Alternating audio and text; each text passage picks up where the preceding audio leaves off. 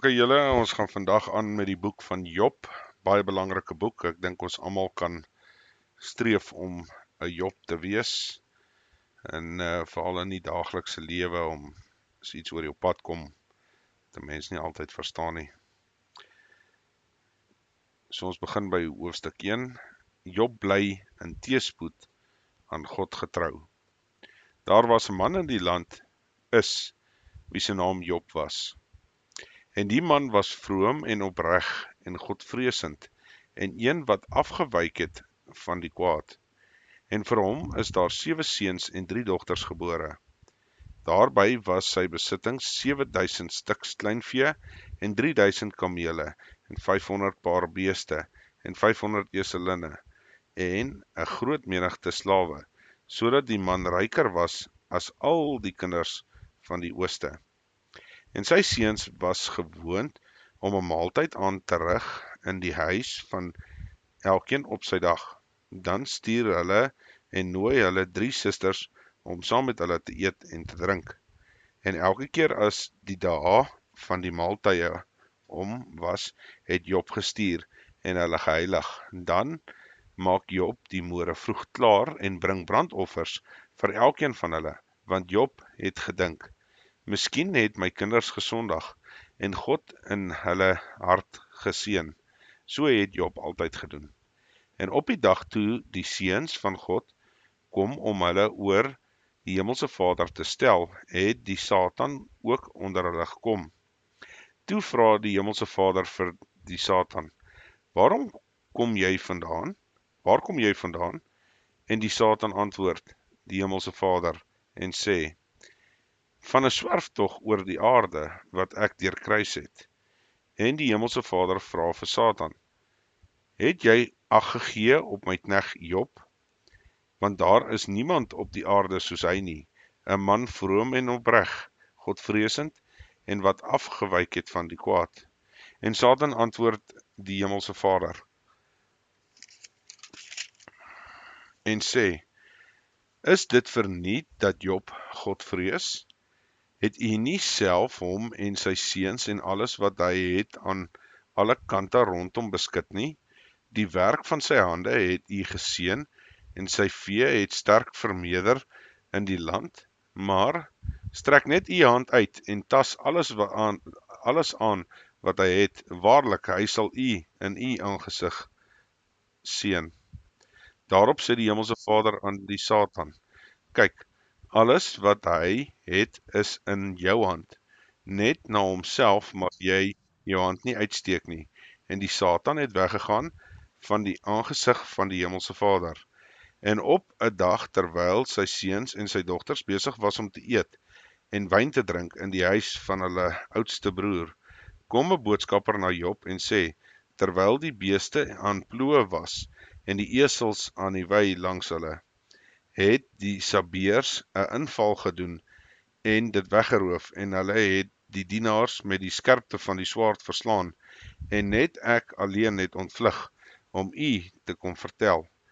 Terwyl die een nog spreek, kom daar 'n ander een en sê: Die vuur van God het van die hemel geval en gebrand onder die kleinvee en onder die dienaars, en dit het hulle verteer. En net ek alleen het ontvlug om u te kom vertel. Terwyl die een nog spreek, kom daar 'n ander een en sê: Die Galdeërs het 3 leerafdelings opgestel en 'n aanval op die kamele gemaak en dit weggeroof, maar hulle het die dienaars met die skerpte van die swaard verslaan, en net ek alleen het ontvlug om u te kom vertel. Terwyl die een nog spreek, kom daar 'n ander een en sê: U seuns en die dogters was besig om te eet en wyn te drink in die huis van hulle oudste broer. Toe daar met eens 'n groot wind oor die woestyn kom wat die huis aan die 4 hoeke gegryp het, en dit het op die jong mense geval, sodat hulle gesterf het, en net ek alleen het ontvlug om u dit te vertel. Toe staan Job op en skeur sy mantel, en hy het sy hoof geskeur en aanbidding op die grond geval, en gesê: Naak het ek in my moeder se skoot gekom, en naak sal ek daarheen terugkeer. Die Hemelse Vader het gegee en die Hemelse Vader het geneem.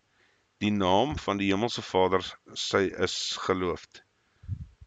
Bly dit alles het Job nie gesondig en aan God niks ongeruims toegeskrywe nie. Tot sover.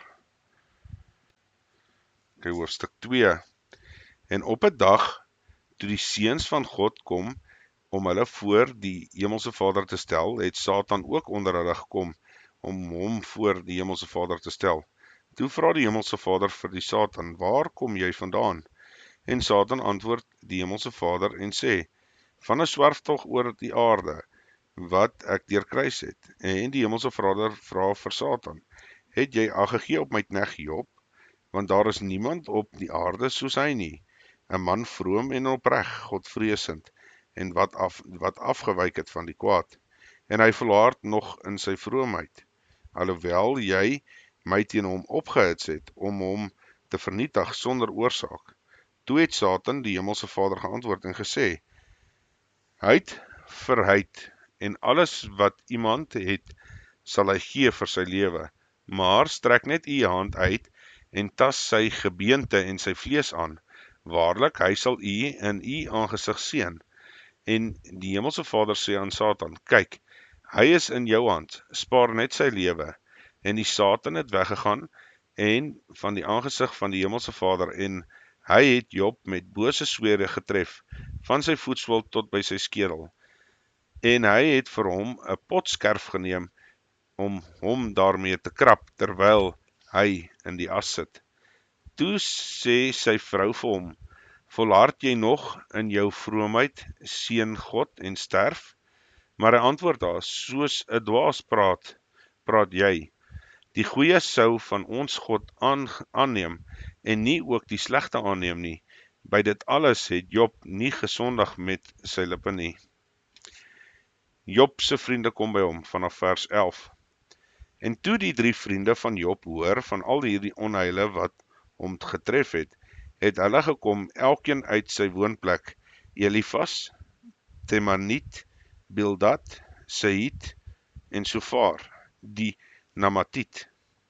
En hulle het volgens die afspraak byeengekom om hom hul deelneming en betuig en hom te troos. En toe hulle op 'n afstand hulle oë opslaan en hom nie herken nie, het hulle hul stem verhef en geween. Ook het hulle elkeen sy mantel geskeur en stof op hulle hoofde gestrooi na die hemel toe.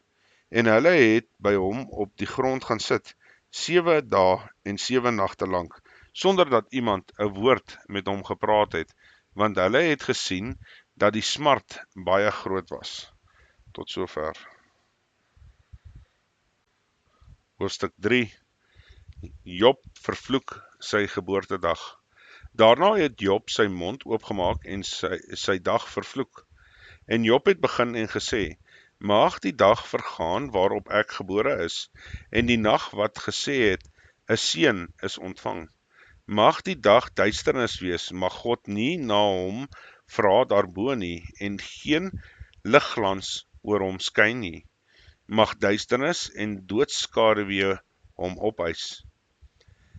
'n wolkgevaarte oor hom gaan lê, dagverduisteringe hom verskrik. Daardie nag mag donkerheid hom wegruk, mag hy nie bly wees onder die dae van die jaar, in die getal van die maande nie, kom nie.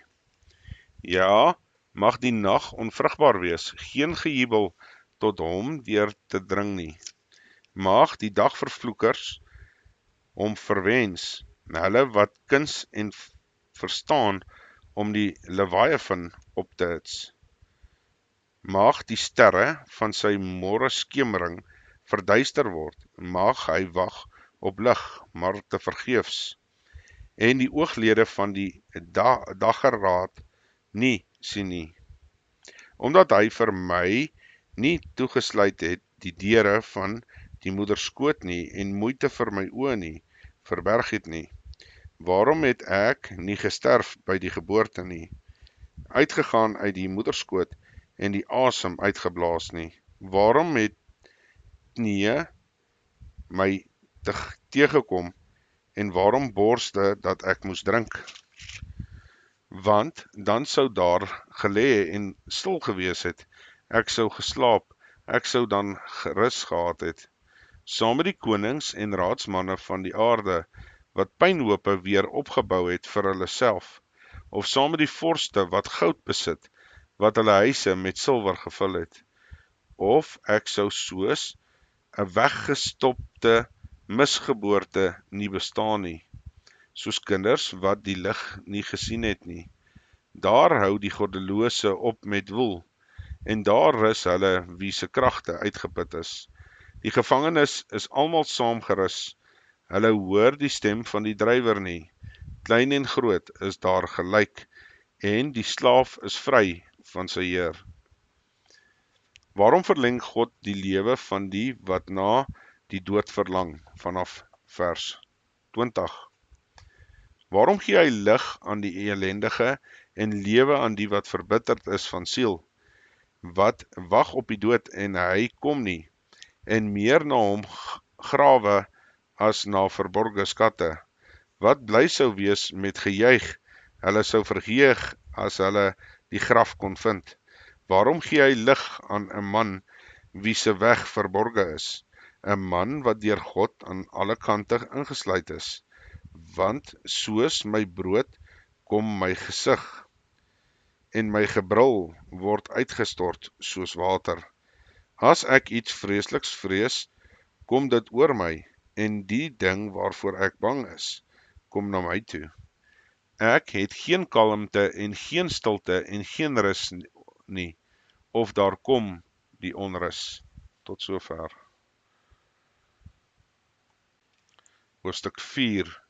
Elifas verwonderd dat Job, wat onder mense kon troos, nou self so moedeloos is. Toe antwoord Elifas die Temaniet en sê, as 'n mens dit met 'n woord by jou waag, sal jy ontstemd wees, maar woorde inhou, wie kan dit?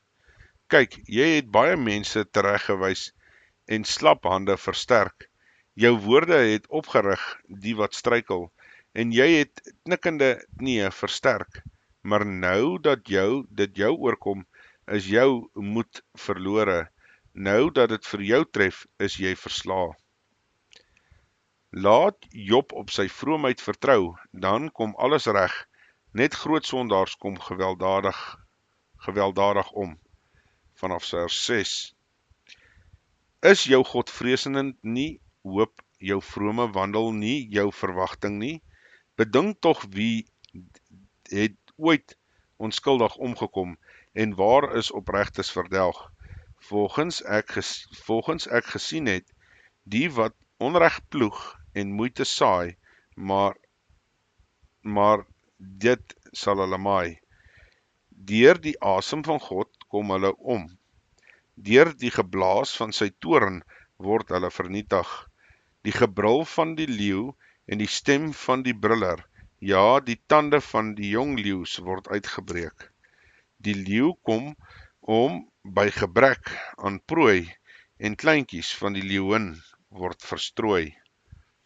Laat Job onthou dat niemand regverdig is voor God nie, vanaf vers 12. Verder is 'n woord op geheimsinnige wyse na my gebring, en my oor het 'n gefluister daarvan opgevang. By die gedagtespel uit naggesigte gebore, wanneer die diepe slaap op die mens val, skrik het oor my gekom, en siddering en het my hele gebeente laat bewe. Toe skuif daar 'n gees voor my verby, die hare van my vlees het opgerys. Hy bly staan, maar ek kon sy gedaante nie herken nie. 'n Verskyning voor my oë. Ek hoor die gefluister van die stem wat sê, sou 'n sterfling regverdig wees voor God, of 'n man rein wees voor sy maker? Kyk, in sy dienaars stel hy geen vertroue nie, en by sy engele ontdek hy dwaling. Hoeveel meer by hulle wat kleihuise bewoon, van wie die grondslag in die stof is, wat fyn gedruk word soos 'n mot. Tussen môre en aand word hulle verpletter, Hulle kom vir ewig om sonder dat iemand daar ag op gee. Word hulle tentlyne nie losgeruk in hulle nie. Hulle sterwe en dit sonder wysheid. Tot sover. Hoofstuk 5. Omdat niemand regverdig is voor God nie, is dit net die dwaas wat teen God opstaan en dien ten gevolge 'n ongeluk oor hom bring. Roep maar, is daar iemand wat jou antwoord gee, en na wie van die heiliges sal jy gaan, want verbitterheid vermoor die dwaas, en die naaiwer maak die domme dood. Ek self het gesien hoe 'n dwaas wortel skiet, maar skielik het ek sy woning vervloek. Ver is sy kinders van geluk, en hulle word verbrysel in die poort sonder dat iemand red. Wat hy geoes het, eet die hongere op, en die haal dit self uit die doringheining uit, en die ondergang hyg na hulle rykdom. Want onheil kom nie voor uit die stof, en moeite spruit nie uit die grond nie, maar die mens word vermoeite gebore, soos die vonke boontoe vlieg. As Eliefas Job was, sou hy hom tot God gewend, wat in sy wêreldregering net die goeie bedoel, vanaf vers 8. Maar wat my aangaan, ek sou na God vra, en my saak aan die Godheid voorlê, aan hom wat groot dinge doen, en onderdeur grondelike wonders sonder getal, wat reën gee op die aarde, en waters uitstuur oor die velde, om nederigers op hoogtes te stel daarbo, en die wat in die rou is, verkry die hoogste geluk. Hy wat planne van listige mense verydel, sodat hulle hande niks kan uitrig wat stand hou nie. Wat die wyse manne vang in hulle listigheid, en die raad van die slinkse mense misluk van haastigheid. Oordag stuit hulle op duisternis, en soos die nag tas hulle rond op die middag. So verlos hy dan van die swaard wat kom uit hulle mond, en die behoeftige uit die hand van die sterk man. So is daar verwagtinge vir die arme, en onregtigheid hou die mond toe. Omdat God goed is, moet Job die kastyding aanneem, die end daarvan is vermeerderde seën, vanaf vers 17. Kyk, gelukkig is die man wat God kastei, verwerp daarom die tigtiging van die Almagtige nie, want hy doen smart aan, maar verbind ook, hy verbrysel, maar sy hande maak gesond. In 6 benoudhede sal hy jou red, ja, in 7 sal geen onheil jou tref nie. In hongersnood verlos hy jou van die dood, en in die oorlog uit die mag van die swaard. As die tong gesel word jy weggesteek, en jy hoef nie te vrees vir verwoesting as dit kom nie. Oor verwoesting en broodgebrek sal jy lag, en vir die wilde diere van die aarde hoef jy nie te vrees nie. Want met die klippe van die veld is jou verbond, en die wilde diere van die veld is met jou bevriend. En jy sal uitvind dat jou tent in vrede is, en as jy op die woonplek rondkyk, sal jy niks vermis nie. Ook sal jy uitvind dat jou kroos talryk is, en jou nakomelinge soos die plante van die aarde. Op rype leeftyd sal jy na die graf gaan, soos 'n koringgerf ingebring word op sy tyd.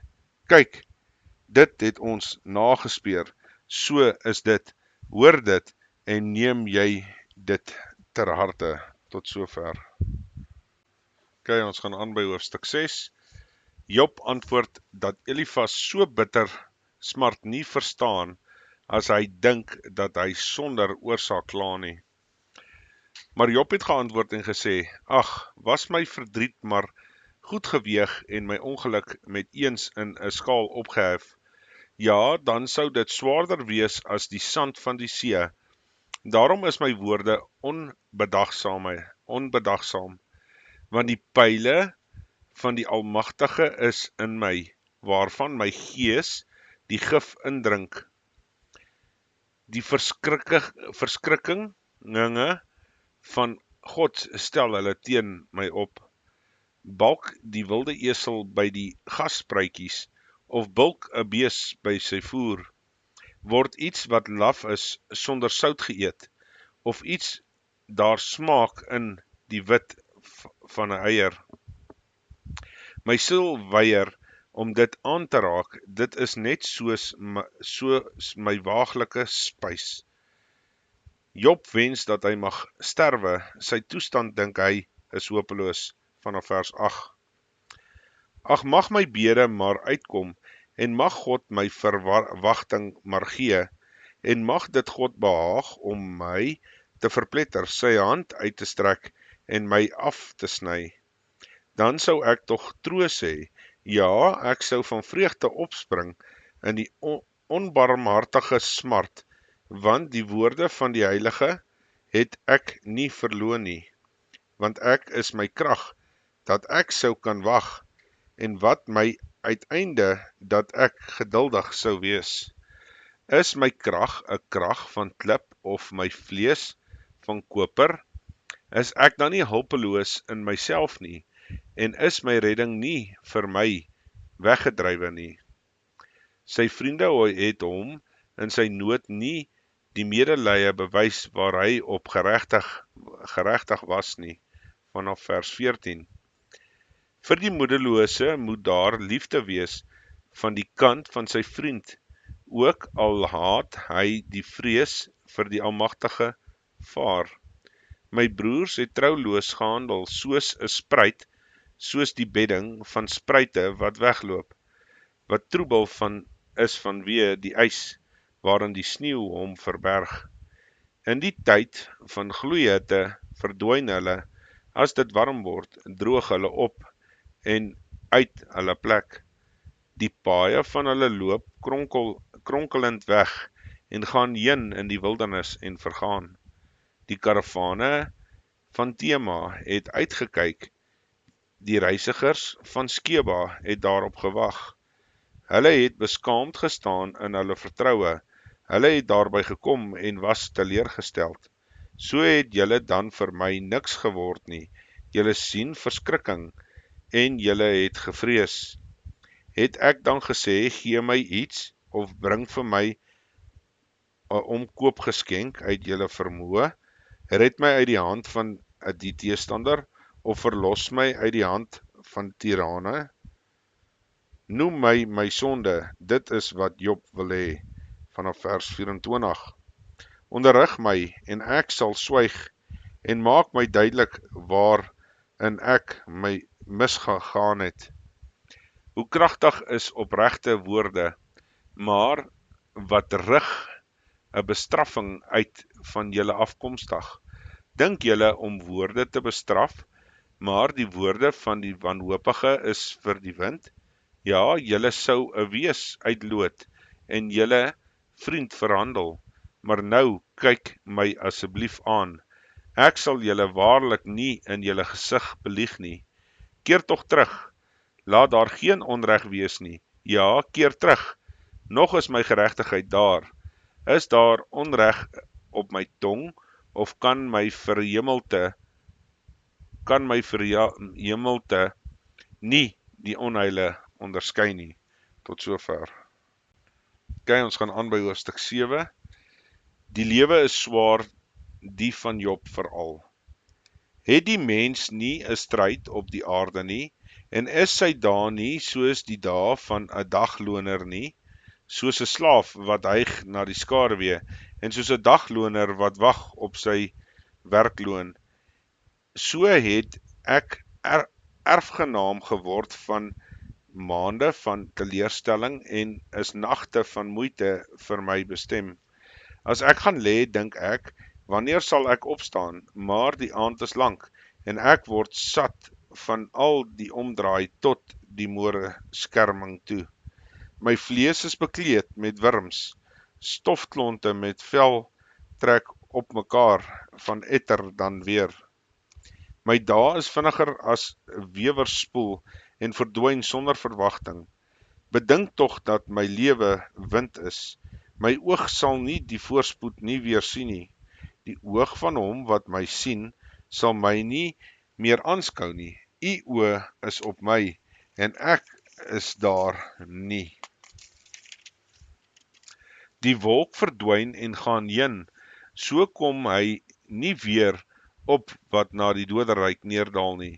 Hy sal nie meer teruggaan na sy huis nie, en sy plek sal hom nie meer ken nie. Daarom wil hy kla en vra waarom God hom so besoek, vanaf vers 11. So wil dan ook ek my mond nie hou nie. Ek wil spreek in die benoudheid van my gees. Ek wil die kla in die bitterheid van my siel.